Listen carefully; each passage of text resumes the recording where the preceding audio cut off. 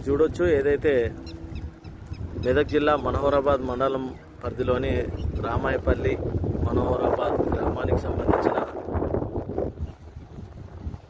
చెరువు నీరు ఏ రకంగా కాలువ ఏ రకంగా నీరు రావడం జరిగిందో అక్రమ వెంచర్ ఎలా తయారైందో చూడొచ్చు. అయితే ఈ భారీ వర్షాలకు నీరు వెంచర్లకు ఏ రకంగా రావడం జరిగింది చూడవచ్చు మీరు. ఇది బోడిది. ఈ వెంచర్ పూర్తిగా నీటిమయమైంది. చెరువు చూడవచ్చు ఆల్రెడీ. కాబట్టి అధికారులు ఏదైతే హెచ్ఎండి అధికారులు హైడ్రా అధికారులు స్పందించి ఇల్లు కడితే మరి కట్టిన వారి ప్రాణాలు ఎటుపోతాయో వాళ్ళకే తెలియాలి.